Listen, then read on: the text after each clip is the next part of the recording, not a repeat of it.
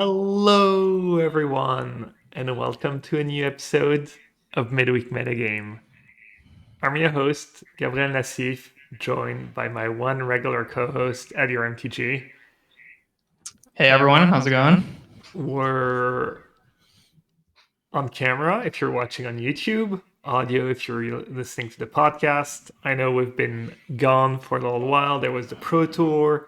There was a little awkwardness with the um, kind of long limited and modern testing where we were playing a lot of modern and limited, and we didn't really want to share all our modern testing, but we're gonna try. Basically, I was talking with Edgar, and I was like, I either want to try and commit to be really consistent every week, same, for us recording either Monday or Tuesday, and then always uploading on Wednesday. Either keep doing it and be more consistent about it, or just kind of stop doing the podcast. So we're gonna see how that goes. We're gonna try to commit to once a week. We'll see when it's the PT week. Maybe we can pre-record something. Maybe we can have guests on when we don't want to, you know, because the whole thing is like we talk about what we've been playing. We could also look at results and stuff, but kind of think it's more interesting if we're not just looking at other people's results all the time and talking about that. Kind of more interesting if we talk about what we've been playing specifically, or at least a mix. So yeah, that's the plan. Appreciate all the patrons sticking around.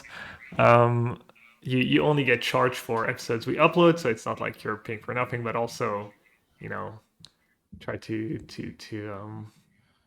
be better about the whole thing.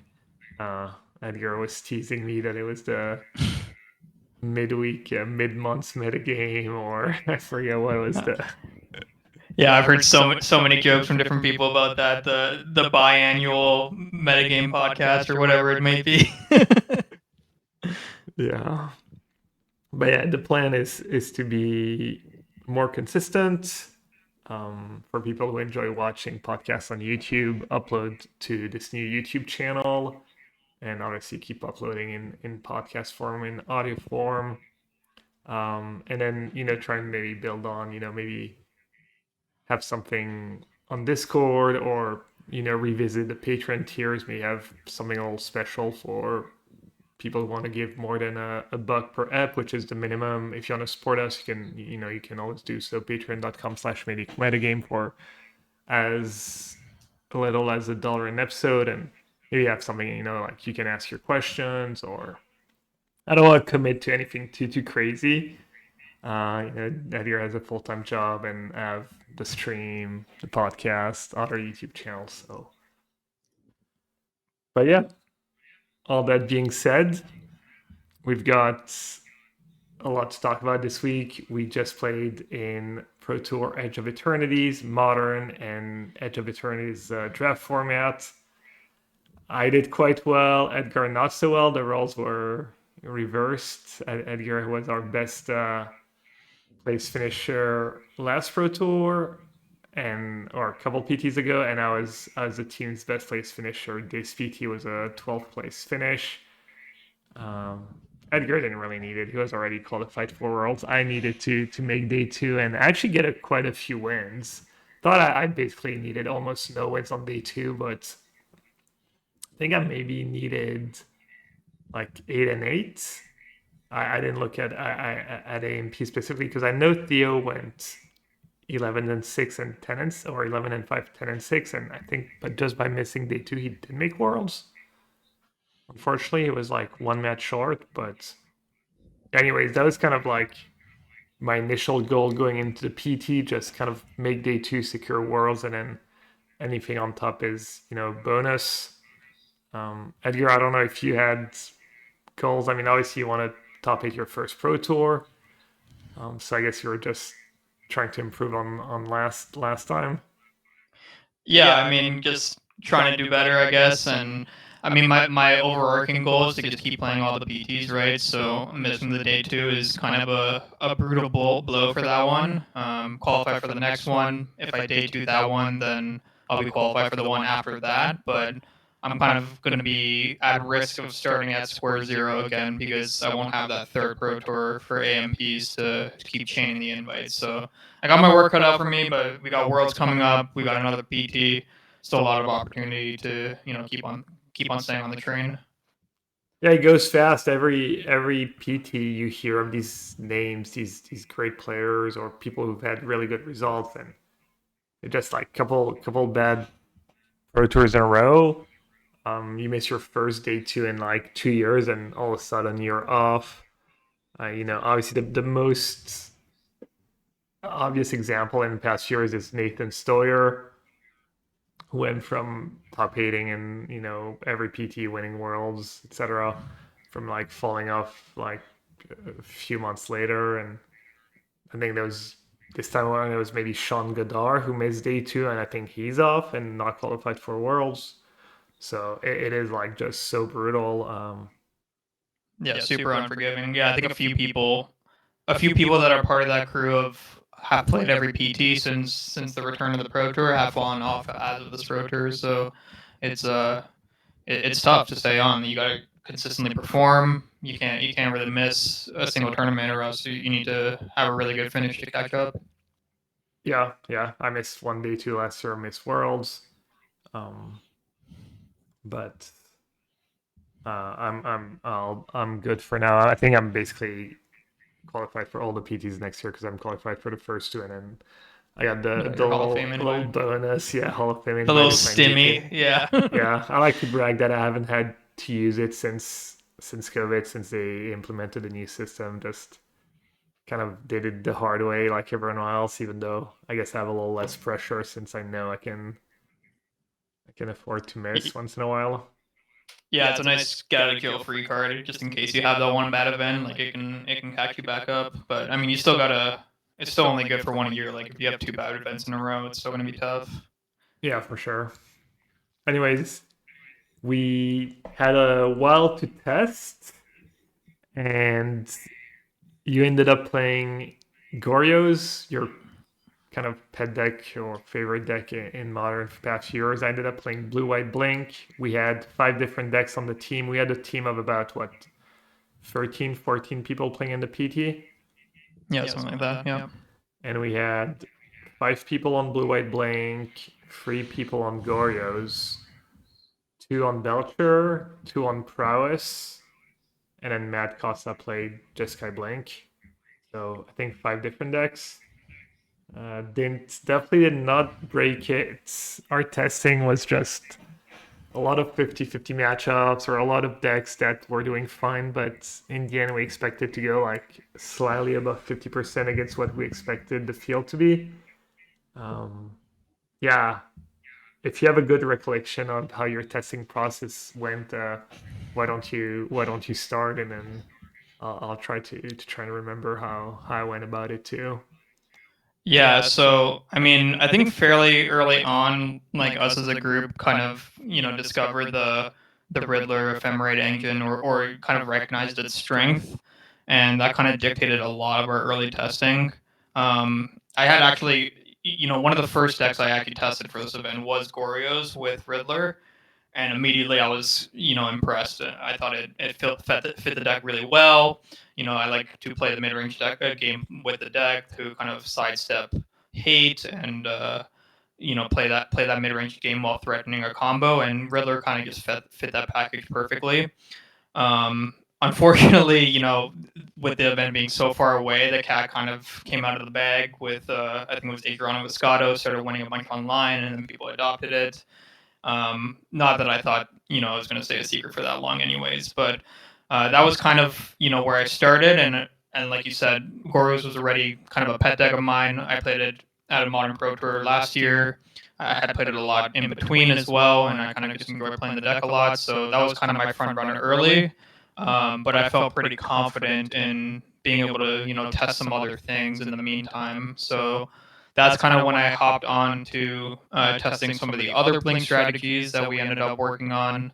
I'm not exactly sure when the blue white version that you played. I know you played it on stream, and then at first you weren't that serious about it, but then you realized its strengths, and then introduced it. But I was testing some other stuff like Esper Blank, Bant Blank. I tried that Jeskai deck for a while that Matt Costa ended up playing. Definitely was just super interested in playing Riddler for the entire time during our testing process, and just trying to figure out what the best shell was for that. And I didn't really end up liking any of the Blink decks. Like I liked the Jeskai deck a lot, but the mana base kind of felt a little too egregious to me. And I kept losing a lot of games to, wanting to play White Orca Phantom because it's one of the best things you can do with Felia, but also wanting, Arena of Glories for your Flage and to cast turn one Ragavan. Just a lot of tension with the mana base, and it kind of didn't end up feeling right. And I think that's kind of when we started, exploring the more two color versions of the archetype, black white and blue white. The blue white deck seemed pretty promising at first, and I liked it a lot, but slowly my opinion of the deck started to dwindle, and I couldn't really pinpoint it, but it kind of just felt a little too underpowered to me. I didn't really like how in a lot of the Riddler games the one drops kind of felt like poor draws and gave my opponents chances to catch up. So I ended up getting off of it and just going back to Goryo's and kind of honing in on tuning that deck towards the end of the process, and then I never really had a reason to get off of it at that point. Yeah, it was doing good in our testing. I thought it was maybe the deck I should have picked up, and I don't know if that happens to you, but I feel like it's so hard to when you have a reasonable deck that you've been playing a lot, um, you kind of slowly lock yourself into playing that deck, even though you think another deck could be better in theory if you played it at a high clip. But I think Magic's kind of so hard these days, and there's not a lot of decks that are easy to pick up, especially in a format like Modern. Maybe in Standard, it's a little more straightforward. You have fewer matchups to know, and the interactions are a little simpler in general. But in a format like Modern, it's like, okay, sure, that Goryo deck's doing like, 2% better in our testing, but how do am I going to play it well enough to actually like realize these extra 2%, or am I just better off playing whatever I've been playing the most? And in that case, Blue Eyed Blink. Do you feel the same way sometimes? No, totally, yeah. And I think I remember you saying something like that, like in the house, right? When we were, I mean, there was 2 or 3 days before deck submission, we were looking at all the stats, all the data we had gathered, and Goryo's had been performing the best, like you said. But you made a good point at that moment where it was me championing the deck, and for the most part, I had been playing all the matches, and I've been playing this deck for like a year or something, and it's only doing a couple percent better. So whether or not we can account for that is like kind of a really difficult thing, and like how much is that playing in part, how much of it is it could be a little bit inbred as well. Like maybe my version of the deck is specifically good against our versions of the other decks in house. So definitely a lot of factors, and with a format like Modern, with everything being that close, like I don't think I would have blamed anyone for playing something that they felt was, a more comfortable choice that was at least reasonably close in win rate. Yeah, exactly. I played a lot of Affinity, mostly the Emery Tamiyo builds. I was kind of hating the whole time on the Kappa Cannoneer builds because I was just always stuck with that card in my hand. I think my problem is I was trying to do too many things and not commit. Uh, Kappa Cannoneer builds is something you need to really commit to. We saw it was the list doing well at the PT that people showed up with. Even the kind of the stock list online, the 4 Memnite, 4 Ornithopters, a bunch of Turma script, lots of drums, all that stuff. You could have never caught me playing Crypt over Solgad Lantern in these affinity decks, especially main deck at first. And yeah, played a lot of affinity. Never felt like it was that great.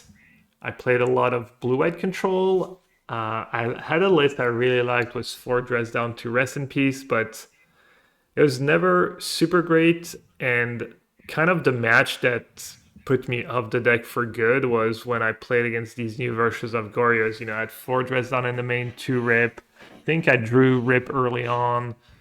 I drew well, I drew really reasonably well, and I still lost to Riddler, Ephemerate, Frog, and I was like, man, if I'm gonna lose like these kind of games, I think I'm just not even gonna bother. And I literally did not play a single game with any control deck in house, as in against our teammates during testing, and yeah, I played a bit of Scepter Chant, which was kind of the breakout deck of the tournament, I feel. And I felt like it was nothing special. I also have a huge bias against, the Chant version, Scepter Chant, kind of cheesy builds. So, in some ways, I potentially sabotaged our team, didn't even get us to consider Scepter Chant, which did really well. It was not heavily played, but did quite well. They got no player in the finals of the Pro Tour. It was two of my free losses actually too. I don't know if you played against it at all in day one in your 5 rounds of constructed or Yeah, I did play against Chris Botello, playing a Jeskai version of it, and it was a really close match. We ended up going to turns, and he ended up conceding on turn 5 when it was pretty clear that I was going to win. But it was a super close match, and yeah, I do think that those decks are kind of a challenging matchup for Gorios, which I think attributes to a lot of its success at the PT. Just the combination of a lot of Narsets, a lot of fairies, and Chant itself is sometimes difficult to interact with as well. So super interesting deck for that tournament, I think. yeah. I think that they benefited also from not a ton of energy. I believe energy is not the greatest matchup for these Scepter Chan decks, so that was good for Yeah, them. that makes sense. Yeah. But yeah, I started playing. I saw that blue white blink list early on, and it was right up my alley. I'm known for playing Soul Herder decks in modern, even though that's not been good pretty much ever since they printed Bowmaster, maybe even a bit before that. But yeah, tried the deck on stream, kind of liked it, and started playing it in house. It started doing well, caught people's eye, and just worked on the deck a lot. I was doing well with it, and I was trying a few other decks. Played a league with that Jeskai version. I thought it was kind of nice. Um, what else did we play? It's been so long. I kind of almost forget. I played a bit of Necro. It was tough. You have to make choices as always, especially in modern. There's so many decks. Um, even though I thought Necro was promising and had a really good matchup against Energy, I kind of dismissed it.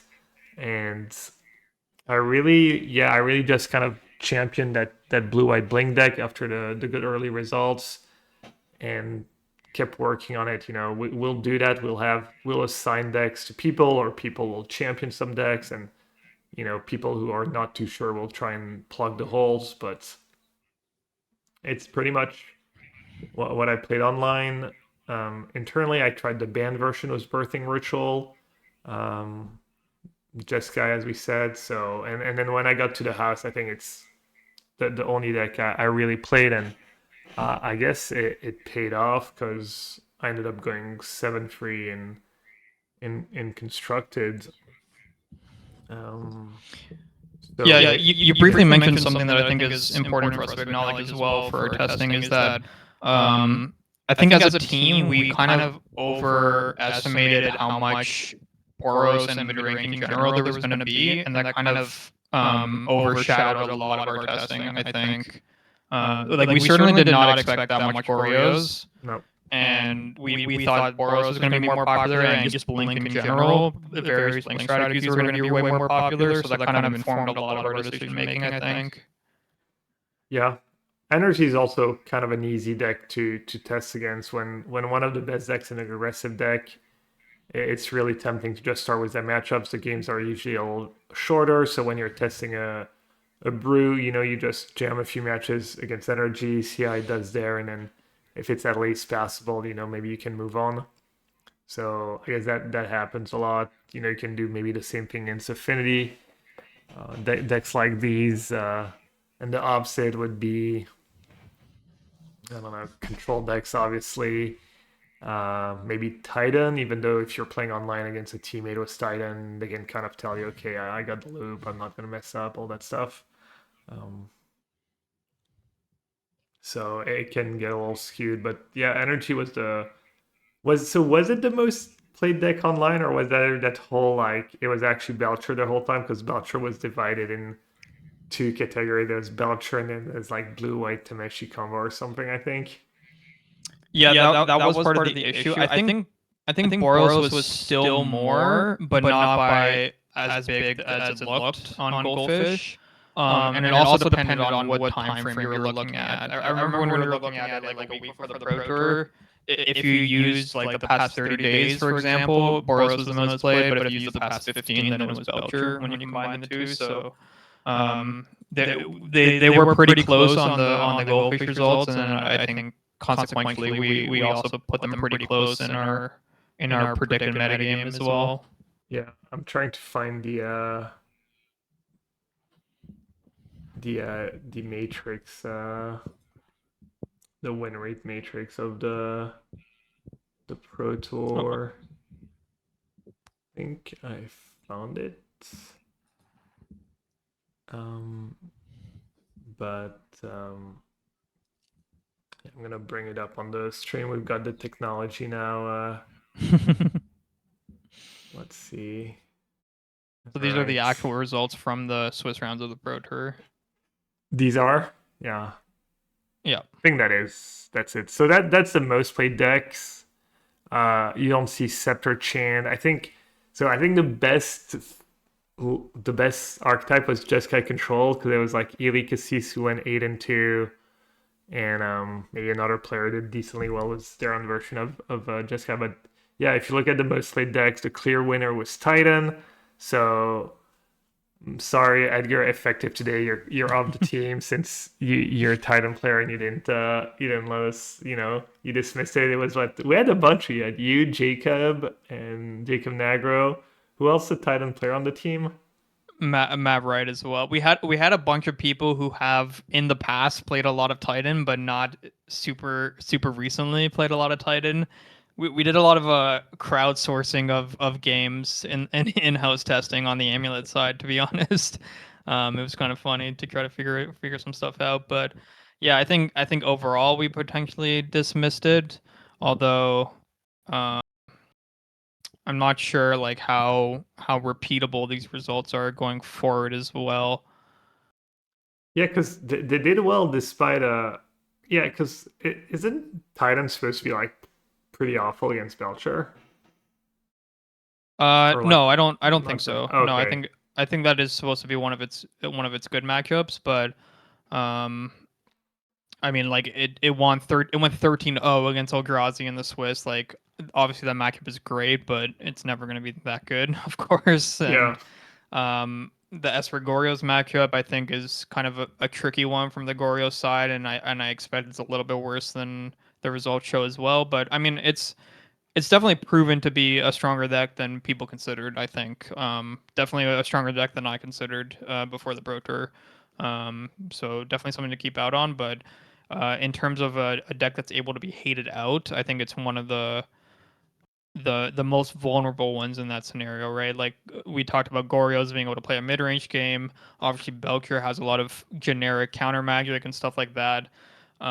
Where when it comes to Amulet, like actually blood mooning them or casting Harbinger are nails in the coffin, right? So Yeah. um, we'll see how it is going forward from here. Yeah. Um, yeah, Belcher. So basically going into the PT, the free decks that had a target on their back was Belcher, Energy, and Eldrazi Tron. I would say that those are top three expected. We said how Goryo was kind of a surprise that was like that popular. And I guess Eldrazi Tron's the only one that got away was pretty good win rate, honestly. Maybe it's just easier to pick a deck that's like decent against energy. Just how do you say? Just that game plan's decent against energy, and then Belcher, I guess, is maybe the easier of the free to hate. We were pretty high on Stony Silence. We actually thought Conquer was like not good enough in some ways, and we wanted the cheaper card. Kind of against Affinity as well. Sometimes Conqueror can be too slow, especially against these Kappa Cannoneer versions. So maybe it was a bit of that. Whereas Eldrazi Tron's kind of not the easiest deck to hate against, I feel. Blood's Moon's not even like always super effective. So maybe that was a bit of what happened there. Yeah, it could definitely be the case. I don't know if I necessarily agree with energy being easy to hate out, unless your opinion is that it's just kind of a weak strategy in general. Because like, I feel like in testing and the general consensus was that like Boros Energy can win any matchup, right? Like sometimes you just go a Johnny Bombardment people and it's the Jund of the format, right? And the question is whether or not it's 55 or 45%. And I mean, I think like I mean even just looking at these stats, like it's just kind of losing down the board against almost everything, and some of them it's fairly convincing. So I don't know. Maybe Boros is just too weak of a strategy these days. Maybe it's not keeping up with the rest of the format. Yeah, no, what I meant is like Belcher is easy to hate, Tron is hard to hate, and energy you can kind of just people just maybe pick deck that are the word I was looking for is like inherently decent against energy. Sure. Yeah. Yeah. I agree. It was your point of Boros energy being having that junt-ish aspect where it's not easy to hate at because what it does is kind of It's so powerful and generic. it's hard to Yeah. pick apart. Um, but yeah, maybe it was just people. I was teasing Misplaced Changer. I'm not really teasing him, but more of like the PT Bourse energy player. I was like, are you just great? Because all he does obviously is play energy in modern and usually does well with it. So I was like, are you just great? Is everyone terrible at energy, or what's the deal? Why do so poorly? He didn't have a great answer, but I think yeah, even he's been wavering these days, which it takes a lot for Misplaced Ginger to waver. But I saw him playing Eldrazi in a challenge last week, so maybe the reign of Boros is finally coming to an end. yeah. We had Goryo's kind of that was our kind of taking in fact our testing results and our expectations and metagame. We had Goryo's at about 52% against the field, which it's realized wasn't so true for Belcher. We had two players play Belcher. Neither of them make day two, so I guess people were ready.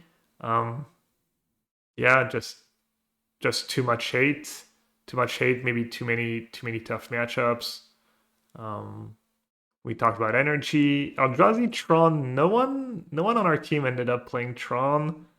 Um, maybe it's just not our style. We weren't doing like especially well with it in testing, but it was not doing poorly either. I think it was over average, which is not a given. Yeah, we had people considering it up until the last moment, I think, as well. I know Mad Nass was like trying a lot of stuff. He was trying some Everflowing Chalices and some different ramp spells. Um, I'm not sure. I saw some of the green versions doing well deep into the event. I know Eldrazi Ramp is separated out in this chart, but they have similar win rates. I don't know what the clear advantages or disadvantages are to either, but uh, yeah, definitely one of the better performing decks, I think. Yeah. And then you had is it Affinity 51% win rate? That was kind of my pick for a few days before the turn, going into the turn. I thought that might just be the best deck in modern. I think I was a little biased because it was doing well in our testing. Our sample size not super high, but it was like 100 games, and IS Affinity just has so much variance. You probably need a bigger sample size than most decks, and it's kind of saying like, man, I think maybe we're just being cowards, and Affinity is just gonna be the best performing deck, and I guess I was wrong. It did fine, but nothing special. Um, there's all these interesting builds. We'll go over the builds later. We'll pull up the deck list, but these weapons manufacturing. But the big in faces are just a lot of zeros. Multiple teams, multiple players testing separately figured out engineered explosives was just a good main deck card, whether you had the red enchantment or not, just as a good zero. And I don't know, correct me if I'm wrong, but I feel like I hadn't seen a single main deck explosives in any list online.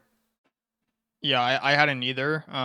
Yeah, people were talking about playing some of the worst zero mana artifacts I've ever seen instead. So it makes a lot of sense to me to just kind of have that interaction piece. That's just a rock when you need it. When you're trying to power out a Kappa or just trigger your blue red guy. Yeah, it makes a lot of sense. And I mean, it's not an irrelevant piece of interaction as well, right? You can blow up Guide of Souls and Ocelot Prides out of Boros or whatever it may be. Like you have some good choke points you can put it on rather than it just being a rock. So makes a lot of sense. Yeah. I think Next. the affinity lists have kind of evolved since then though, and they're just playing like a ton of crypts just because of the increase of Goryos though. I don't know if they're also playing more explosives on top of that. Yeah, they're still playing, I think, just 3 or 4 Crips main and then 3 or 4 explosives. Yeah. Um yeah, we talked about Titan, kind of the meme of just Titan being the best deck in modern and dodging the bans and stuff. I know that was people not super happy about it, and it's also kind of a rough one to play in in paper. Just takes a lot of time to go through the loops. And I know it was my first match of modern at the PT, and I got a little frustrated because I felt my opponent was taking like 75% of the clock, and we were maybe gonna draw despite playing 3 4 turn games or something. Right. Um, Yeah. so Amulet's a really interesting one because, and this might be general advice for anyone playing, RCs coming up or whatever, but it's really important as the opponent of the Amulet deck to also understand how all the loops and stuff work because I witnessed a lot of matches where, people interacted on the wrong instance and like the Amulet deck still had a guaranteed combo or they didn't realize that their opponent had no chance of comboing on the following turn and left up interaction when they didn't need to, stuff like that. So I think it's really important to, kind of learn those intricacies, even just the bare bones one, like one amulet combos, two amulet combos, stuff like that. yeah, no, it's kind of terrifying playing against Amulet and just not knowing what you're supposed to do when you're supposed to use your cards. And yeah, I mean it goes both ways too. You see it online, especially the difference between an experienced Amulet player and a non-experienced one is just so massive. Right. Um, yeah, I try not to scoop even when it looks like I'm dead, which just kind of happened at the PT. I was down a game, and then game two he had 2 Titans blades. He was attacking with he attack was 2 Titans, then attack was 4 Titans, and I just won was a 9/9 flying Ocelot Pride, and I think he could have gone for the kill at some point, but he was a little scared of Orm's chant and um ended up completely backfiring. And I was able to win a really quick game free. Um, yeah, then you had Neoform, which was a bit of a surprise as that much played. It just didn't look like a functional deck to me in testing or just in general. Just loses to itself a lot or just does its thing and then it's just not enough a lot of the time. So that's the deck where I'm the most curious of how people who ended up playing the deck, how their testing actually went, like how seriously they kept track of their win rate. Did it maybe like, and once again it's small sample, but you see a 2-12 against Goryo's. I don't know. Have you played that matchup much? Do you think that the matchup's pretty lopsided in favor of Goryo's, for instance? Yeah, I think that's actually probably one of the most lopsided matchups in modern right now. Maybe only beaten by Amulet versus Tron. But yeah, that matchup seems extremely good from the Goryo side, from my experience, and I mean the numbers support it. All right, so maybe they just got all unlucky with the metagame breakdown, and it was not that bad of a choice. But yeah, that deck was not doing like sprawl and testing. And after they won, there was a lot of players doing well with it. So I was like, oh, maybe it's just, maybe we didn't put in the work, and the people playing Neoform on our team were just kind of winging it and making a lot of mistakes. And the deck's actually strong when you play it well. I guess it's hard to say was that meta with these numbers, but Yeah, I only played a few matches with it, and I did poorly, but I did feel like the deck was kind of strong, and I was getting a little unlucky. So yeah, and then the last deck was the main zoo, 49% win rates. I thought the main zoo going in was a good deck, was high variance and really frustrating draws, but kind of overall powerful. And I would have been surprised if it had a 53, 52, 53, 54% win rate maybe. Um, didn't like the deck, but kind of thought it was, if you're willing to like have horrendous draws once in a while, it was not the most unreasonable deck. Um, but yeah, we ended up playing the the blue white bling deck. Me, Edgar, or me, Reed, um, Theo Young, Noah Ma, and Luna Eason. We didn't do especially well. I think we went 23-21 if you count all the actual matches we played and not the scoops and whatnot. And this is the list we ended up playing. Um, we were, pretty happy with the list even after the tournament. Um, I wasn't sure if there was too much to change, but yeah, it's a list that I copied online. I kind of liked it. I've always been a fan of the White Orchid Phantoms main was the Flag Zones in these builds. I think that's kind of one of the appeals of the deck is abusing White Orchid Phantom in the matchups where it's good. And I was not a fan of the versions that just had the Phantoms in the sideboard, and then usually they didn't have Flaxton in the main. Um, so yeah, it looks like kind of fair. People like to say that a lot. It looks like a little too fair for modern, but Pride Guy's just amazing one drops. The Riddler Shay, you talked about it. It's probably one of the best things, if not the best thing you can do in modern. You talked about not playing a third color, just having better mana.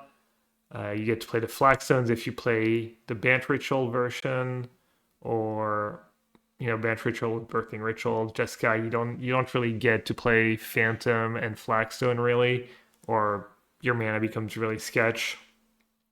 So that was the appeal, and it just lined up pretty well against most modern decks. Usually decks like that need a specific meta, and as soon as you start getting paired against others, you kind of get wrecked because you're playing kind of a prison like deck, and you're trying to exploit the flaws or trying to exploit the meta decks. Um, but this one is a little better than that, just because your cards are all more powerful in their own, and Solitude Ephemerate, Solitude Riddler, the one drops. The only maybe a little underwhelming card can be White Orchid Phantom in some matchups. Maybe the Shepherd. Um, but this deck is, yeah, it's as far as Hate Bears deck go, this one is like really powerful, I guess. Yeah, you just get a lot of that, 2025 power level. It's kind of a modern Horizons block constructed deck, which is always a good sign for modern these days. Yeah, I mean, in terms of construction, I think you were pretty set on most of the deck throughout the entire process, right? It was kind of just tuning those last few. I know we tinkered a lot with the prismatic ending slot and some of the tutor targets for Shepherd, and actually whether or not to have Shepherd in general. And we kind of settled on, just having a Mockingbird, a couple removal spells. I think the main deck consign was kind of a last minute addition, and then the various graveyard hate 2 drops as well. Yeah, so basically, I had to battle a bit with the Shepherds. People were not sold at first. They thought something like Ranger Captain of Eos were better. I was surprised because I thought the Shepherd was kind of good for me. And then eventually people came around and, you know, came to the consensus that the card definitely deserved to be in the deck.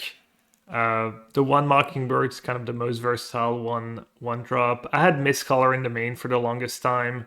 Also had two Rest in Peace in the main for the longest time. I think that card's just amazing in Modern, but it's hard for people to play it. and the reason is because everyone's using their graveyard. So, which is usually when you play white, you're playing Plage, so don't really want to play Rip. But that deck actually doesn't care that much. The only downside is the Flagstone. If it gets exiled, you don't get the trigger, but that's like super niche. You can sequence, doesn't basically never comes up. So I was high on it, but we're trying to make room in the sideboard. So what we ended up doing is one Rest in Peace, one Sanctifier in Vec main. Even though there's a few matchups like Amulet Titan where Sanctifier does nothing and Rest in Peace is kind of great, especially now that they're playing Ice Steel. So that was like one decision we made. There was a one consign. A lot of people like consign in the main. I was a little skeptical. I wanted as few blue spells as possible because the mana's not perfect and you're a Solitude deck. So sometimes all it takes is having a blue card instead of a white card to lose you the game. But I came around once again. There was that saving sideboard slots because we did one for consign after sideboard. And then the removal spot, a lot of people play Thraben Charm, you can play Path to Exile, Spell Pierce. We decided to go with two endings. Pretty versatile. Most matchup, you're going to make decent use of the first one. We also expected Energy to be the most played deck, and endings just the best removal against Energy, not counting Solitude, but even endings just usually, Solitude is all different, but if you count, ending, March of Otherworldly Lights, Straven Charm, all these cards ending just because it answers turn one Guide, turn one Pride, turn one Ragvan when you're on the drawing, that's just so important. And yeah, as far as main deck, Reed played a March in the main. Noah and Theo played a Ranger Captain over the Furred Shepherd. And I played the deck a little more today. And I don't have the list here, but I was trying the mana base. I guess if you want to get into the nitty gritty, the third archive I'm not so sure about. I was trying a 7 fetch land because having archive is great, but I felt like I got burned a bit of having too many coming to play tap lands. When you're only playing 23 lands, having 3 that come into play tap when you have all these 1-drops can be a little rough. I still really like this main deck. I tried Ranger Captain Avios today again. It didn't really come up, but I feel like Shepherd makes more sense. So I think my main deck is actually pretty much unchanged. And then sideboard, you got the usual, up to 4 consign. I was playing the Gemstone Cavern. I was the only one. I think I would probably cut it. I would also cut the Orm's Chant, even the card's solid. There's these control decks that you're not great against, so people have started playing Dispute. I think Dispute is nice. Maybe Second Teferi is nice too. But yeah, Mistcaller, that one's for Goryos and the Blink decks, Goryos and especially Neoform. The Purge like super versatile, and you like the first one a lot of matchups. Frog, Catramose, a lot of problem cards, maybe a Black Overlord. The Spider Sense, I was on the fence. Reed was pretty high about it. He likes having one hard counter for long games, long drawn out sideboard games, which makes sense. But if the blue white Scepter Chan deck keeps being popular, I think having disputes to counter their planeswalkers might be more important. We had up to 3 Sanctifying Vec for the Frog matchups and Boros Energy mostly. Against Frog, it's not perfect, but it does make them giving Frog flying it makes it a little trickier, and it's also pro-black, so you can block it. The 2 Stony, I think as long as Affinity and Belcher is in the meta, that card is really powerful, high impact. 2 Wrap the Skies for energy and affinity, and then I think Teferi maybe is just solid for Neoform and control. Yeah, just that's the deck. As I said, I don't think I would change too much. The one card I do want to try, and I'm gonna try 2 Winter Night Stories. I think that was maybe Theo's suggestion as a way to win these the Esper Blank is a tough matchup, Gore is a tough matchup, and I think you can maybe even bring it in against matchup like Energy. So I think that card's interesting. We didn't have time to test it, so decided to not just play it untested, but I think it's proven itself in standard, and I feel like it could be quite good in this deck as well. All right, I think that's good for the monologue. I don't know if there was anything you wanted to add as far as Blue White Bling goes. No, I think you basically covered it. I mean, yeah, just a lot of customization with the. I think ultimately we kind of decided to not get too cute with the Starfield Shepherd stuff. Like the majority of the time, it's just going to be better to get a guide or a pride, anyways. But yeah, I mean, I think as of recent, this deck's kind of been doing well on Magic Online as well as a Blink strategy, and I still like it better than some of the three color versions. I think. Yeah, I was actually tagging people because a lot of people were asking me when I came back to the stream, like, is it a good deck? Is it a good choice? Was it a med choice? I was like, I don't think it was an especially good deck. Our record was not super strong, 23, 21, barely over 50% was when we have a team of our caliber, we expect a little better than that. And the best decks at the PT were Amulet Titan and these control decks, and I feel like these are both bad matchups. Um, so I was like, I don't think it's a good choice right now. I think maybe the deck's a little worse when you're not in open deck list, but maybe that part is not like that big of a deal. And the RCs are open deck list anyways. But yeah, it's done well. It came in second in a showcase, modern showcase. It won a challenge. As always, it's hard to say with Magic Online results.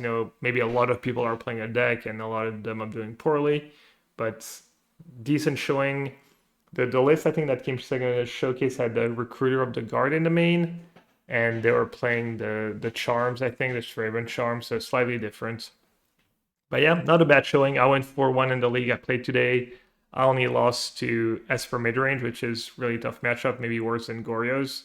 I beat Titan, but it was not the best Titan player, so take that with a grain of salt. Yeah, maybe I'm like too negative about the deck, honestly, and um, it's better than I gave it credit for. I mean, I had thank God I had Reed to keep my spirits high because I was like really kind of doom and gloom.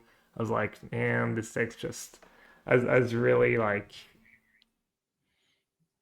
even at the PT, I started the draft 3-0, and then the first round I get paired against Titan. I lose game one badly. I'm like, oh god, there we go.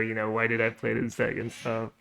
And then, I just actually like beat him, and then just did quite well, and uh, ended up with 7 free right cards.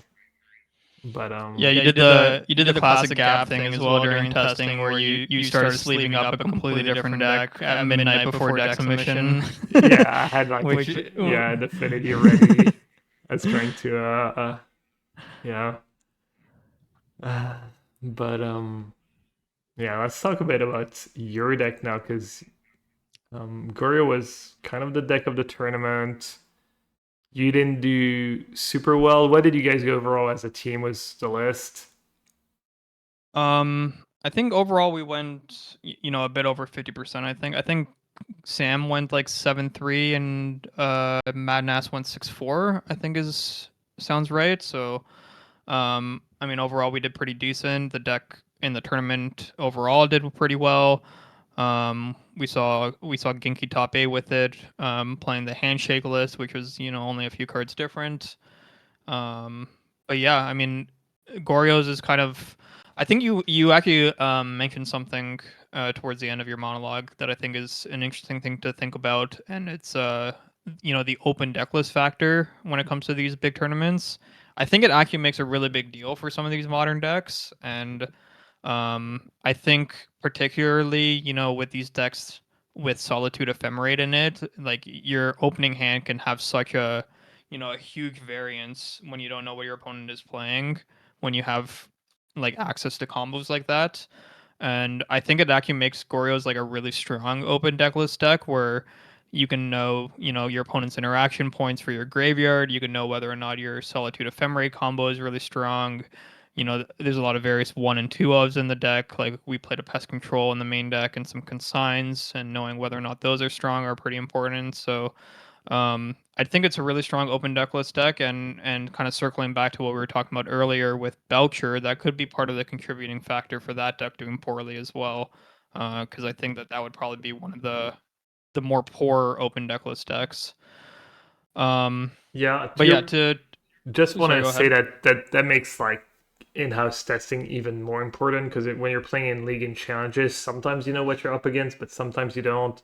And obviously, when we're testing against our teammates, we know we're playing an open deck list. So, and I was gonna say Belcher still did okay in our testing. They were Jacob and Connor were doing fine despite us knowing what they're up to and us just expecting having like fairly hateful versions toward Belcher, or at least like average hate against Belcher. So I think their win rate was still over 50% the whole time, if I'm not mistaken.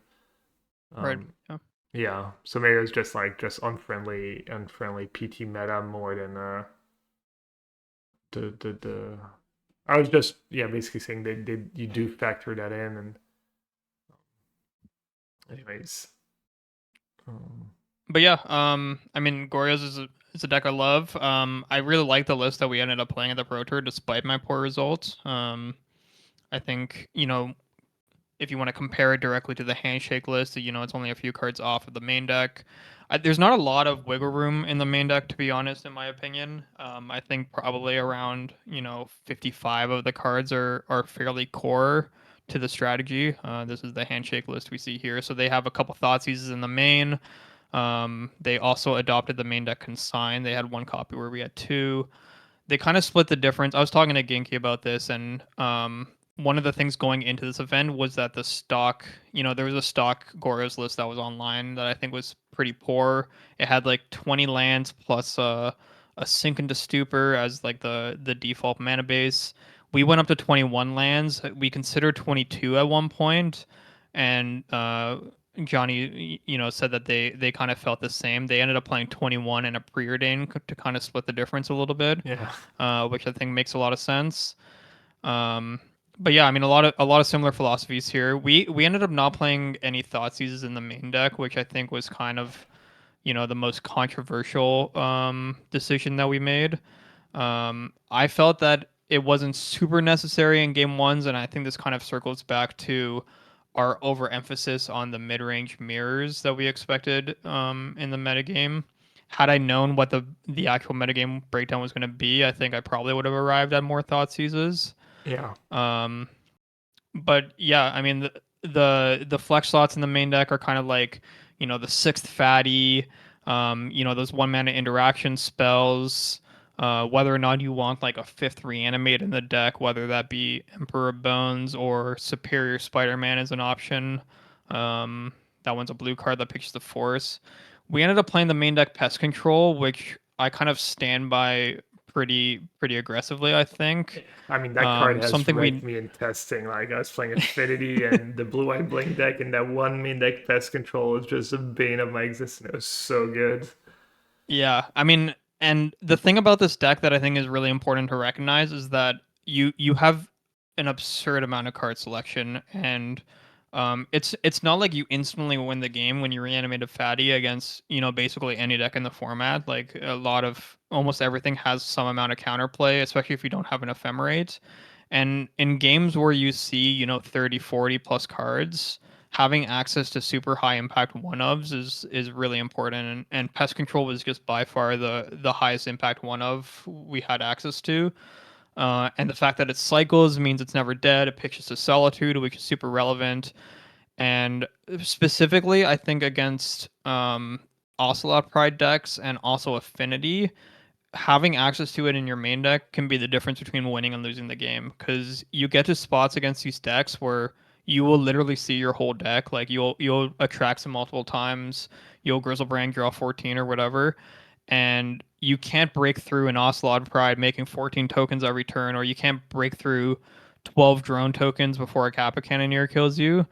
And in those situations, just having access to a pest control is going to win you the game. So um, would highly recommend people play that card in this deck. And the first copy in the main deck I think is kind of a necessity in my opinion. Yeah, the stock list Um, was one pest control in the sideboard, two Rav Disguise. Also, fun story. We played the Blue Eyed Blank versus Gars matchup. The very first game you and I played, I won just going wide with Sprite and Guide, and then you're like, "Oh yeah, I forgot I wanted to have one pest control in the main." And I feel like I've basically never won another match or another set or not even trouble another game. It was the pest control main, the catch remotes in the sideboard. It was like really good against us specifically, anyways. yeah, it was fun. Yeah, it was exactly one of those games I was talking about where I saw my whole deck and I couldn't win. And I was like, oh, there's supposed to be a pest control in the main deck. And then after that, I made the change and it completely flipped it. But yeah, super high impact. And you mentioned the catcher Moses. I think even to today, I think that's kind of the card in the sideboard that I see people not playing the most. There was a period of time where people were playing them a lot in the main deck. I think one or two copies, and then it faded off. And I haven't really seen it come back all that much, but in my opinion, I think it's one of the best pivot cards you can have access to in the sideboard. It's so natural into the game plan. Um, just getting like three or four cards off of it is really easy. When you play it and you can solitude, you can ephemerate it if you have an extra mana. You get some cards off of those, or even when Riddler warps, like leaves into the warp zone, you get an extra card. And it's really good at just pivoting against the type of hate that people are playing. If someone casts a Rest in Peace against you, which I know is not common outside our team, like the card is going to destroy them. Um, and if people have access to surgicals or whatever it may be, which is the kind of the common graveyard hate, then it's kind of really awkward for them to use that at opportune times. So we opted for the Ketcher Moses. We thought it was kind of the best thing we could do against Boros, against the other Blink decks. And I actually thought it was pretty strong to have access to in the mirror as well. I've been boarding it in, and it's been really effective. Because essentially the mirror is just an Esper Blink mirror, in my opinion. Reanimating a fatty is not game over by any sense. Like you can overcome it pretty easily with solitudes and riddlers of your own. And when the games kind of boil down to that, Ketramose is just going to dominate, I think. So I've been boarding in the Ketramoses and they've been pretty strong. And in in relation to that, we also opted to use Ghost Vacuum as our graveyard hate both because it combos with the Ketcher Moses. We can board it in against the Flage decks as effective hate against Flage while also comboing with the Ketcher Moses. And in my opinion, I think that they're stronger in the mirror than Surgical is, which I think is fairly controversial. But I have been finding that Surgical is kind of really hard to use in the mirror when people are kind of aware of its existence, especially in open deck lists. Like very rarely are they going to shove and it's going to be a massive blowout. It being zero mana doesn't matter all that much. Usually the games go pretty long. You're going to have find time to have access to one mana to play with vacuum, and vacuum being able to chip away to make frogs worse is relevant. You get to eat mendings, which can come up, and eventually you just get to 6 mana. And if you put two solitudes and a frog into play, like that's just going to swing the board states. So I really have liked the access to the vacuums in the mirror as well. This list you see on the screen right now for the people watching on YouTube is the list that I've been playing since the Pro Tour. I ended up topping a challenge and going 6-3 in the showcase this past weekend. No big I deal. moved the two Thoughtseize. Sorry, what was that? I said no big deal.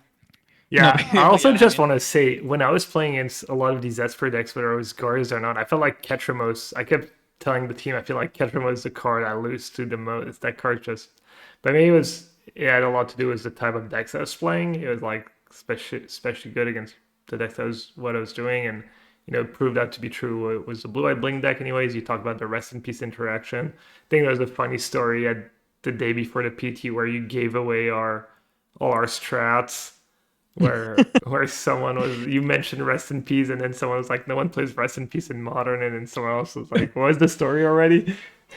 yeah. The- So I was hanging out with a lot of the Canadians. I think Ginky was involved in this story, and yeah, I was saying how I liked Ketcher modes in the deck. Like, and if your opponent ever boards in recipes against you, it's crazy because you solitude their creature, their creature gets exiled, you draw a card, and then Solitude gets exiled from the rest and beats, and you draw another card.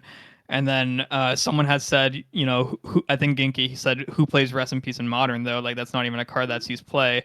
And then another buddy of mine from the Toronto area said, oh, I bet you Gab has one in his main deck, like he always does. Which was true. And I didn't even think about it because I was so inbred in our testing. No, it's true. We literally had a plan, sideboard plan that deferred whether or not our opponents had Ketramos, like keep Rest in Peace if they don't have Ketramos, and not even bother if they do, because just backfires so badly. Yeah.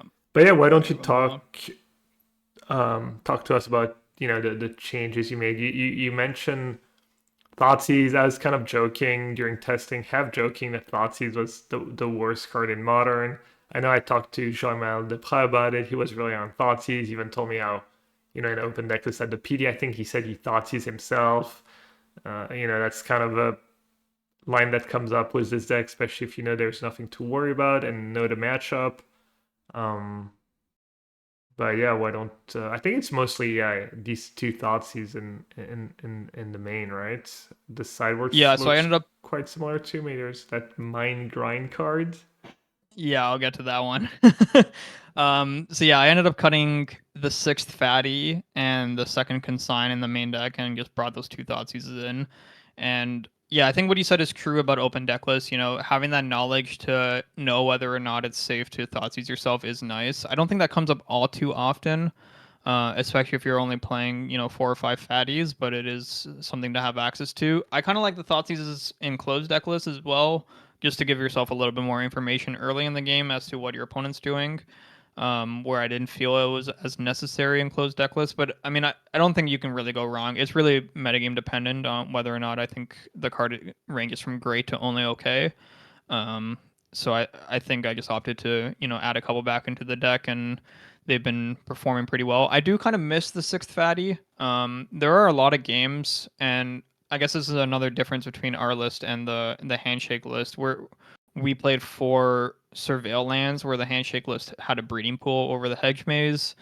And I think that kind of really goes to show that the way that I like to play the deck is a little bit slower. I want to surveil a lot more, and when you're surveilling 3 or 4 times a game, having access to an extra fatty in your main deck and increasing the odds of just getting that free entomb is a pretty big deal.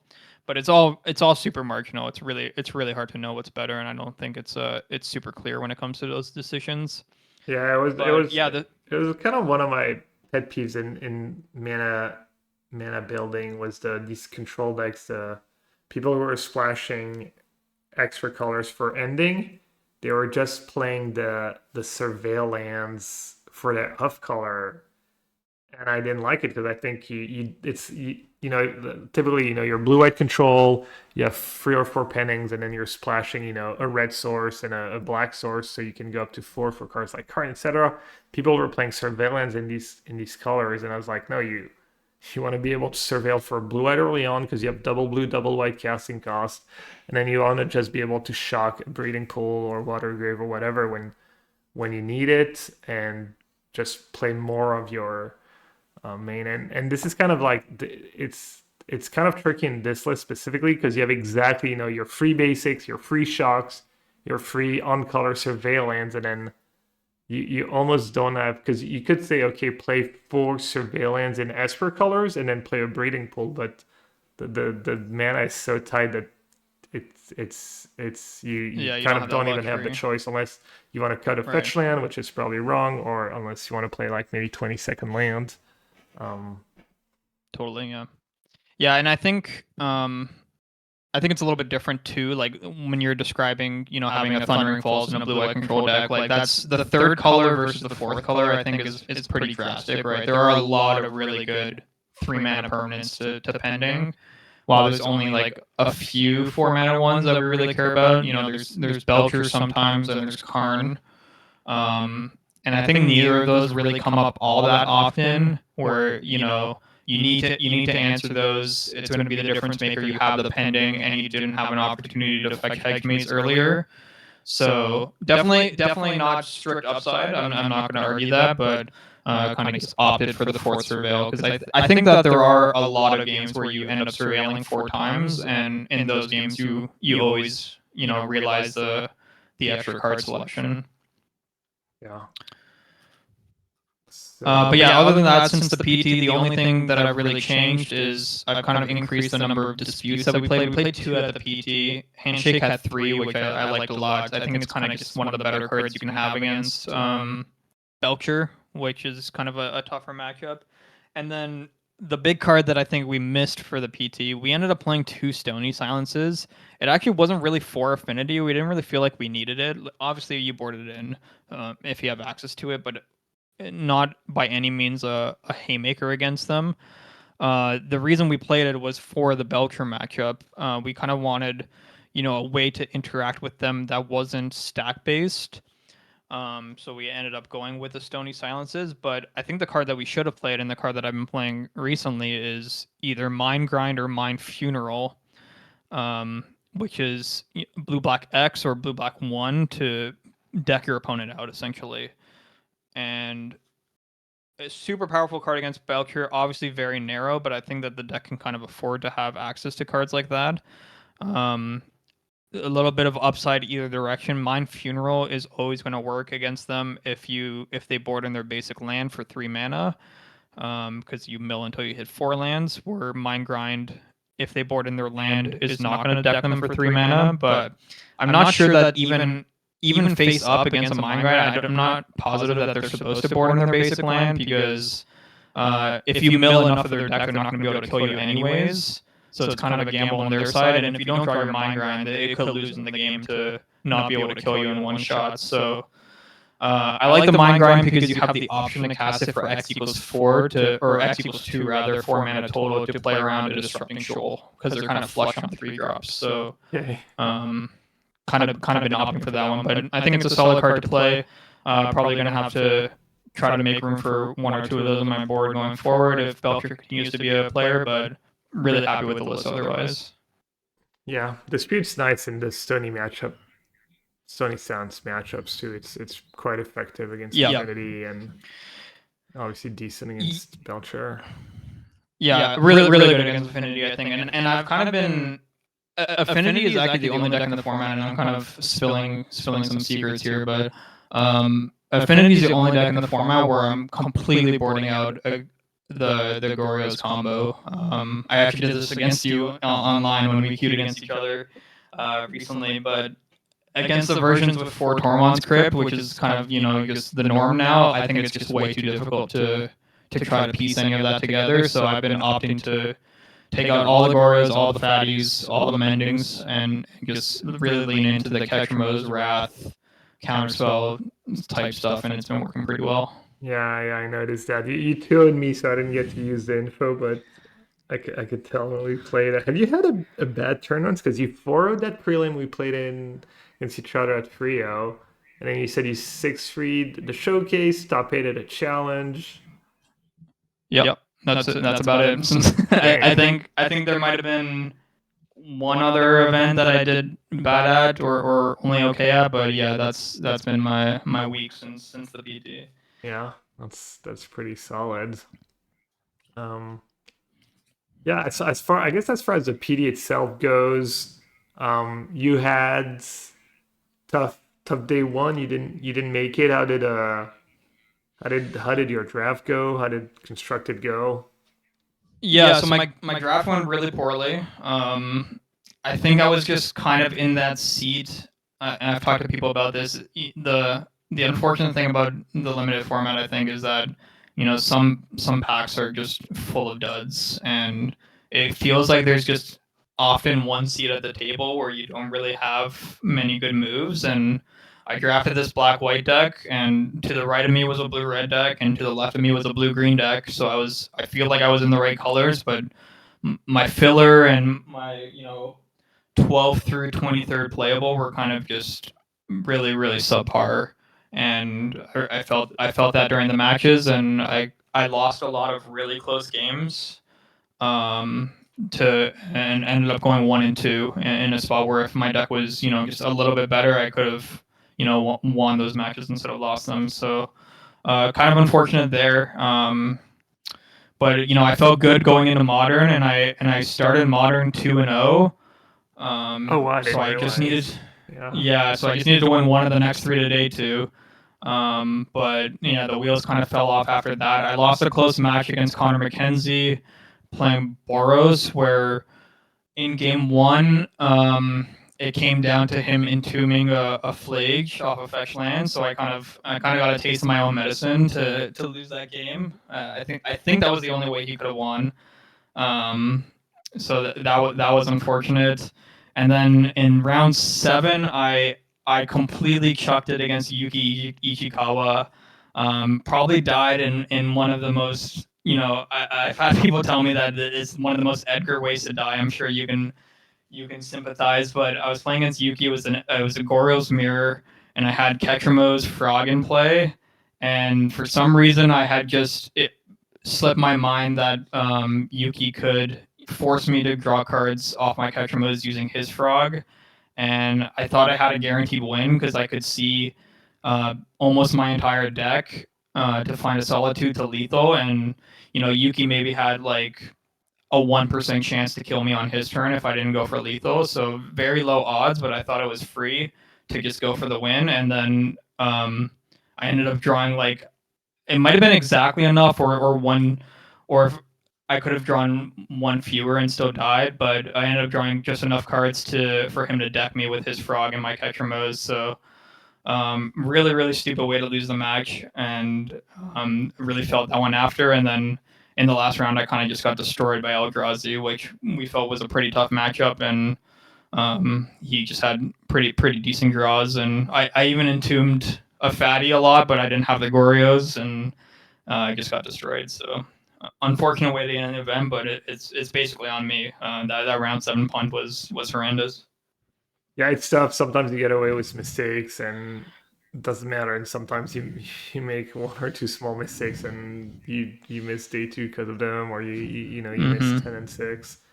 The draft format I did enjoy that for a change. It was not all like playables in every pack. It did make things more interesting, but then it does it does punish you sometimes when you're in that seat. I feel like it happened in our house draft. I think at the PT, I talked about it with some of my opponents, and it felt like they were in the right seat, and the cards were just not there. What you're talking about, they're, X colors, and then their neighbors are both neighbors different colors, and they still end up with not a ton of playable. Um, so same for the not having a common dual lands in this set, which does make for swingier games, more color screws and stuff. But I think it's nice. I was talking to Arya about it, who was one of, I think, the lead designers on Edge of Eternity, and it was kind of a nice change once in a while to not have 13 playables per pack and have some commons that are really really bad. I don't know how you feel about that. Not maybe Yeah, counting your PT experience. yeah, I mean, going into the PT, I kind of enjoyed the format, but I was aware of that possibility. It's unfortunate that it happened then.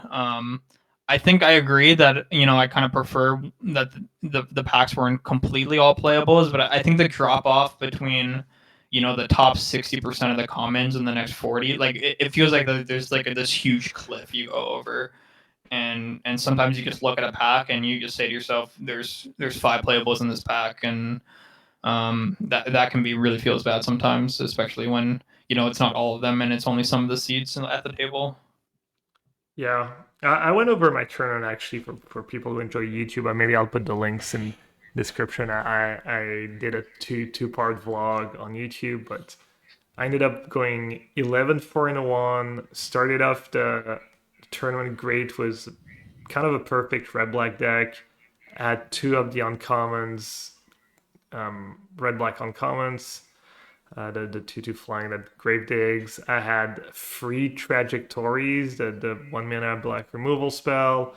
I had free nutrient block to enable them. I had all the good commons, two mock sites, and I had two of the actuators. That's the free 4 for red and free that replays a spell when you have void. So I got in a ton of spots where I was a little behind, and I would just go trajectory one of your small creatures, -2/-2, play the 3/4, kill your biggest creature, void -10, -10.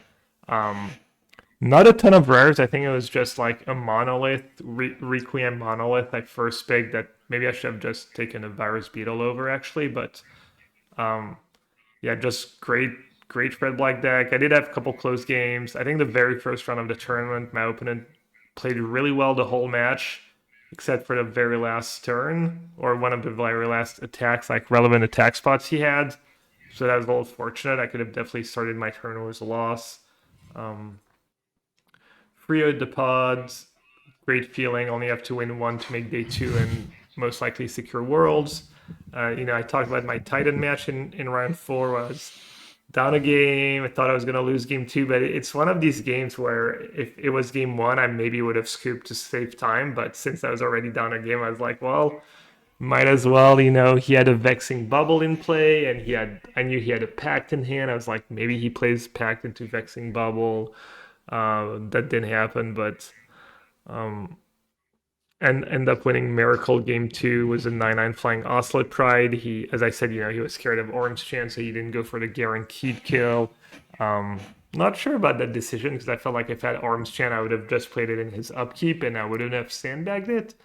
But that's easier to say from my side. And then game three, I just had a double consign hand. I got to consign his Saga trigger, not denying him Amulet. Then I Filiad his Titan, consigned it when it came back. Just had a great draw. Yeah, I won that one. I lost to a Grixis homebrew. I lost to Jason Yi in the feature match. Chant. I beat a Belcher deck in the last round. And then how many wins is that? What else did I beat? I beat Titan, I beat Belcher, lost to Grixis, lost to Jason EA. Maybe a Goryo's deck? No. Oh, Energy? Probably Energy. I beat an Energy deck. And then day two, I drafted a great blue-black deck. Blue-black was super open. I got pick 4 or 5, the blue-black sweeper, Singularity in pack 3. So I went from having like a really solid deck to, I thought, an amazing deck, but ran into some tough matchups, some tough draws. I went 1-1-1. Um, so I was in the draw bracket. I was a little worried about that because of the Goryo's matchup. So going into the last 5 rounds, I basically had to 5-0 to top 8. And it's funny, my modern day 2 part kind of started like my modern day 1. I played against Goryo's, toughish matchups. I got a roll game 1. I think he just had like Solitude into Frog into Attract, so just perfect hand. And I was like, womp womp, there goes I went from being 6-2, having a almost perfect blue-black deck to, you know, 7-3-1, and then down a game in a tough matchup. But then just had some good draws, won that match. I beat Alex Rohan in the feature match. It was on coverage, crazy game where he mulligans to fight game 1. I barely win. Game 2, I brain fog and give him way more odds. He punishes me. Was Gristlebrand, and then game 3, I have the one orange chant in my opening hand. He goes for a green pact. I chant. So if he doesn't have blue pact, I win on the spot. He has the blue pact.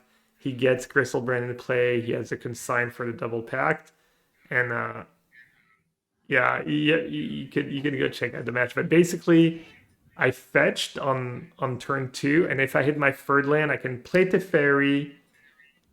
He can't pact it because if he plays a third pact, he can only consign 2 of them. So I basically win if I hit a land of, either my surveil card or my second card surveil a brick to the graveyard, brick on third land. Think I might lose now, and then I still somehow end up winning the game. Beat Energy after that. Just really cool game 3 where I get triple pride draw solitude, so I had 20 creatures into play on turn 3. That was super lucky, and then unfortunately I lost to Pachi round 15, blue white champ, tough matchup, and I had two average opening hands that I felt like I had to keep, and neither of them panned out. Won the last round for 12 against Benton Madsen and his cool Golgari Bruce Kill deck. Just had perfect hands on the play, or perfect hands in game one and three. I think I was on draw in game one, anyways. Just kind of like triple one drop, Solitude, Ephemerate, Riddler, that kind of godly draw. So yeah, just my best finish since my top eight in Philly. Very first PT after COVID was Philly. Reed won. I top eighted.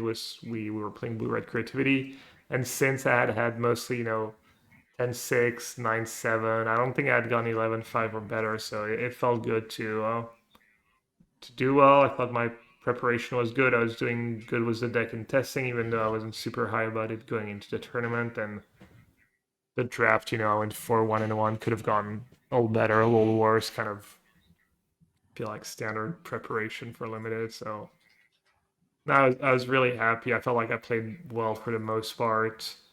Um, I had a questionable call against Jason Yee on day one, where I decided to save my Riddler, was consign, and then Jason just untapped and played Scepter Chant, which I could have countered was a consign. So that was like tough spot, but yeah, overall pretty happy was the tournament.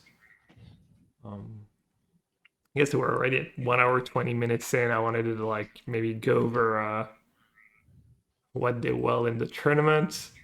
Um, Congrats to Michael. I don't envy the casters that say Michael B.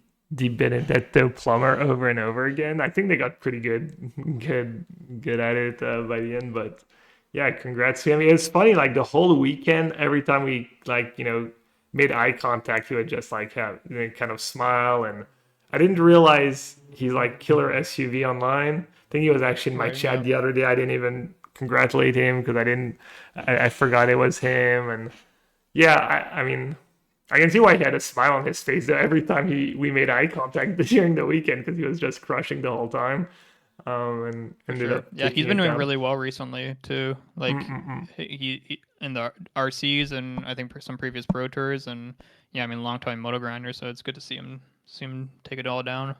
And same with Pax. I mean, this whole tournament was great for the moto grinders, right? We got two moto M bosses in first and second. Yeah, actually, when I played Pachi in round 15, I had played him in an RC a few years ago, and forgot it was him, and I didn't realize until after the match because we started chatting, and he's like, "Oh, I'm Pachi." I was like, "Oh, sorry, I forgot." And so I was happy for him. It was his first PT top eight. I was obviously disappointed to miss out on top eight, but yeah, as you said, cool for the moto grinders. And yeah, the top eight not super reflective of the we saw how Belcher didn't do so well, but still to him the top eight. Obviously, that's the variance. Say same for Neoform. Um, I guess most of the lists were pretty stock. The one maybe interesting deck was the Esper Bling deck. I know um, that's who Reed got knocked out of from top eight, because Reed started 1-4 but kind of rallied. I think he won 9 in a row Yep. to be 10-4, Yep. and I think Makoto Oriyuchi was his maybe his loss in round 15, and he said he was really impressed by his play, and impressed by the list too. Kind of no solitude, just more of that legacy feel, almost all the free spells. The Grixis deck I lost to was a bit that way. Really cool build was Riddler, but no ways to cheat it. This deck, has Filia and Ephemerate to cheat it, but yeah, it's kind of just a lot of pitch spells and bubble and Riddler to refill, and this is a bit of that too. Yeah, I think there's a really cool way to play Esper. I mean, Solitude is super powerful, but one of the reasons I liked Goryo so much was because you got to play Force of Negation, which kind of made your Riddlers feel stronger, just more, reactive pitch spells. And this has like the multiple consigns in the main deck, stuff like that too. The specimens instead of the white creature lands are really funny. as overlord targets because you want blue cards instead of white cards. But yeah, an awesome list. I really liked it when I looked at it. Yeah, I wonder how good it is. Maybe I'll have to give it a try.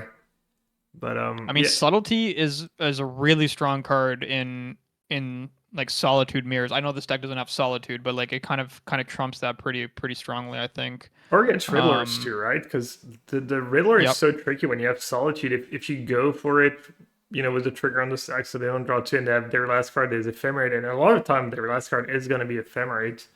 Um, right. you just kind of get wrecked, and Salty, you just don't have that problem. You just kind of really log them out in some spots. And yeah, I guess we talked about it, but I feel like that was maybe the affinity list that did well. The kind of quote unquote big innovations was these explosives we talked about in the main. We see Alex Fredrickson went 8-2 and free explosives without the weapon space manufacturing. I think the 2-mana enchantment is called. And a lot of sync into super. I feel like that was the two common points in all these lists that did well at the PT was way more sync into supers. The stock list usually had one or two, and then explosives just for value, good in the mirror. If they have the nut start, you can slow them down with explosives on 0. It's effective against Guide and Pride. It gets rid of Frog as well, which is I played the deck since was explosive, and all these things came up for me. So yeah, no, that was clever, and I feel like you just don't see that often where the lists at the PT are like that different from stock lists. Yeah, this deck also had the sideboard Emeries, which I thought were pretty good. Like a lot of these solitude decks only really have solitude as a good answer against that. And then they played a lot of high impact one mana spells, or sorry, high impact saga targets as well. They had a Needle, Soul Guide Lantern, and Aether Spell all in the main deck, which I don't think you usually see that many. In addition to all the extra zeros.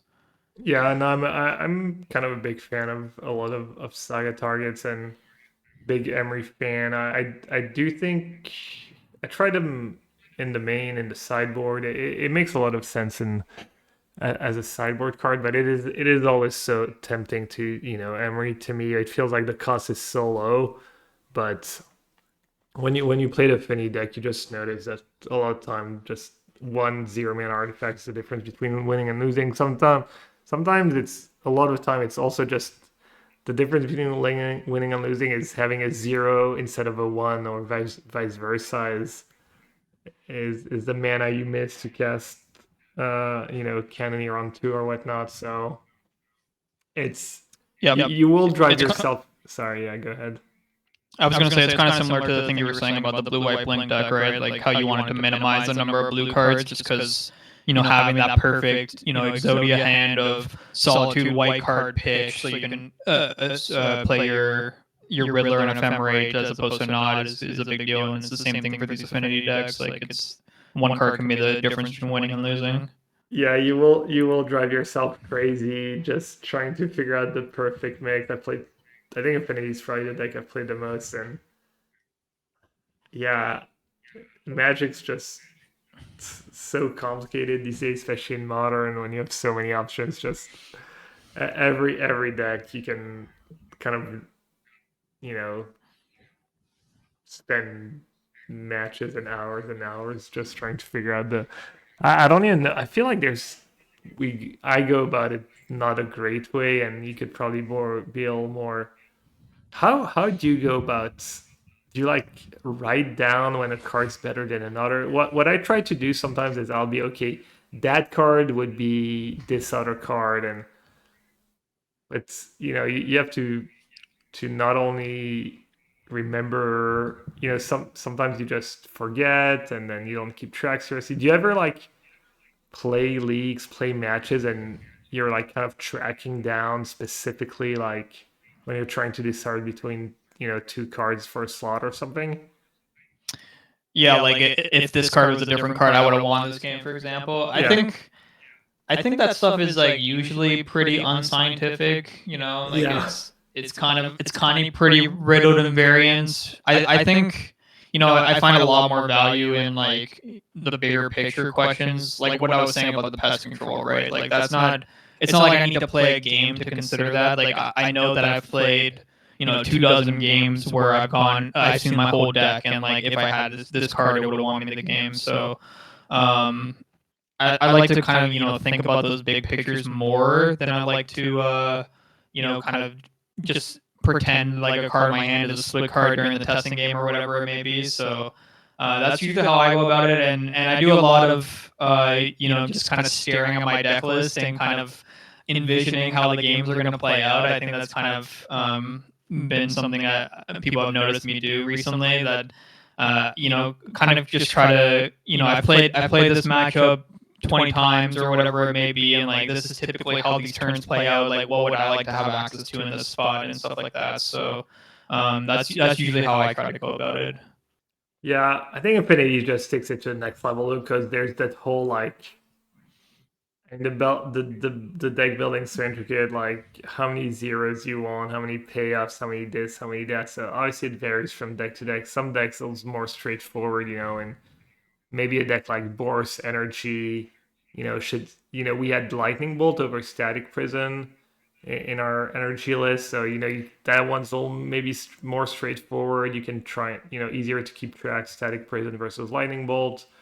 Um, but I feel That's like kind of more the big picture thing I was talking about, though, right? Like that's something where like you could play 10 games of Boros versus Belcher and kind of like think to yourself like, hey, I lost these games with them at 2 life, multiple times. Like maybe I want some reach where I would not otherwise have access to it. Like yeah. rather than being like, oh, I have the static prison in my hand, I would have won the game if this was the bolts. Yeah, so for Affinity, for instance, it'd be, oh, I was missing an artifact, so I should just add an artifact to my list. Just in general, I'm like lacking cheap artifacts and keep going up, and it's just. Or I goldfish 10 hands and I kept mulliganing because I didn't have lands. So like maybe I should play Sink into Stupor to like increase my land count without actually doing so. Stuff like that.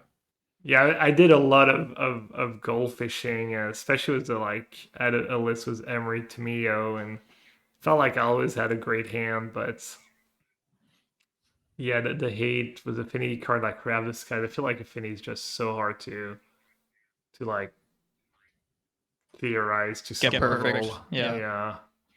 Mm-hmm. Mm. And yeah, obviously a lot of people have asked me what I would play. People have their RC coming up. I guess maybe it's a good time to wrap it up and put our life on the line. And Sure. for those of you who are new, especially maybe if you're watching on YouTube for the first time, we have this little this thing we do at the end of Segment. episodes called Life on the Line. It's a theoretical tournament. If you win, you live. If you lose, you die, and you have to bring a deck. We each have to bring a deck for one of the formats we've talked about, or in this case, just modern this week. So, Edgar, I'll let you go first. I don't think it's going to be a big surprise there. Yeah, no surprise on my end. We do have RC season coming up. I think the first wave of them are either this weekend or next weekend. Yeah, are you playing in yours? Actually, yeah, I was gonna bring that up actually. So originally I wasn't planning to be honest, because it qualifies for the next Pro Tour, which I'm already qualified for. I was, kind of coping a bit, being like maybe I can qualify for next year's Worlds early, get that out of the way. But my plan was to not going into the PT. But honestly, I've been enjoying Modern so much. I've been playing a ton of Modern this week that I'm really thinking about going to mine. But it's not for like another month and a half. We're towards the end of the cycle, so I'm going to delay that decision a little bit. But I think I'm probably going to try to make the trek over. But yeah, surprise to probably no one who's listened to the podcast up to this point. I will put my life on the line for Goryo's. I really like my list. I like my plans in most of the matchups. I think it's probably the best deck in the format. And I really like the stuff I'm doing with the Catcher Moses and the mid-range plan. So definitely would really recommend that to anyone looking for a modern deck. Yeah, man, it's so tough for me. I like the blue white blink deck. It's done well since the PT, or apparently it's done well always hard to say, obviously. Titan, just kind of been a staple of Modern, crushed the PT, but that one's a bit more of a learning curve. It's always tough when people ask these questions like, what would you have done in hindsight, or what would you play if the PT was next week? Because um, I don't know if that's a proper term, but it's like a loaded question, right? Because, well, I would, that are you assuming I get to like, a week to learn my deck, or what are the assumptions like? Yeah. Also, are you omnipotent and no one else is? Is everyone doing the exact same thing? Like, Yeah, it's hard to know, right? exactly. Um, so I don't think playing blue white blank's like super reasonable, even though it's done okay since it's tough. Maybe I should just, I feel like Goryo I've played a bit in the past, and it's not it's not anything too weird. You seem pretty high about it. You have a list that you liked. It did well at the PT despite having not the most expected deck, but people had it in their gauntlet for sure. And what I was gonna say, I forget now, that they did well despite people expecting it. Anyways, um, yeah, maybe I would also just uh, trust you play Goryo's. I know my list. I don't know. I'll have a good list at least. But yeah, no, modern's pretty tough right now. You said you like you don't mind the control matchups, right? It's probably The four Teferi, four Narset version is pretty tough, to be honest. But I mean, the extra disputes help a lot. There's a lot of play to the matchup, so I like that about it. You can make it better if you want to make it better too, if it's going to become an increased player. So not at all like a nightmare that it exists, but not in a macro I'm super excited to play against either. yeah. All right. Well, as always, if you made it this far, thank you so much for watching. Edgar, where can we find you online besides the podcast? Yeah, you can find me at EdgarMTG on Twitter and Blue Sky if I ever decide to start using that again. And yeah, and on the Midweek Metagame YouTube channel, I guess now too. Nice. And hang out in my chat. Yeah, I stream most days Yes. on Twitch, twitch.tv/yellowhat. I have a couple other YouTube channels where one is my Twitch VODs edited, and one is just kind of dedicated YouTube content, that I record off stream, or I was talking about that vlog. I don't really use social media that much anymore. I have my Discord, but I don't use Twitter anymore, and I don't really use Blue Sky either. So maybe I do a bit for the podcast. Maybe I'll use it a bit too, at least promote the podcast. But yeah.